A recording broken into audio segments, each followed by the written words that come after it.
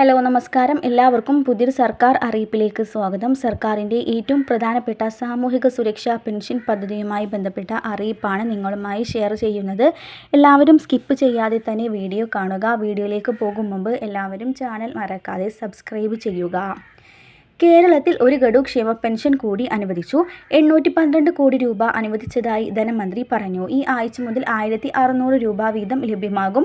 3 ഗഡു ക്ഷേമ പെൻഷനാണ് കൊടുക്കാനുണ്ടായിരുന്നത്. ഈ മാസത്തെ പെൻഷൻ തുകയായ 1600 രൂപയാണ് ഗുണഭോക്താക്കൾക്ക് ലഭിക്കുക. ഈ ആഴ്ച മുതൽ വിതരണം ചെയ്തു തുടങ്ങുമെന്ന് ധനവകുപ്പ്. ഇനി 3 മാസത്തെ കുടിശ്ശികയാണ് ഇനി ബാക്കിയുള്ളത്.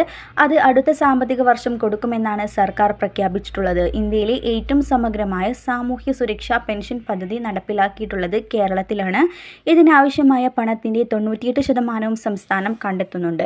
2% താഴെ മാത്രമാണ് കേന്ദ്രത്തിൻ്റെ വിഹിതമുള്ളത്. 62 ലക്ഷം പേർക്ക് ക്ഷേമ പെൻഷൻ ഗുണഭോക്താക്കളിൽ 6.8 ലക്ഷം പേർക്കാണ് ശരാശരി 300 രൂപ വരെ സഹായം കേന്ദ്ര സർക്കാരിൽ നിന്ന് ലഭ്യമാകുന്നത്.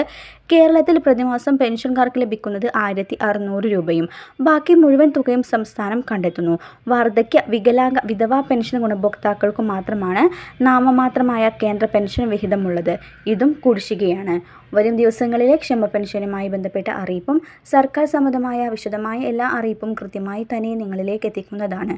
എല്ലാവരും ചാനൽ മറക്കാതെ സബ്സ്ക്രൈബ് ചെയ്യുക.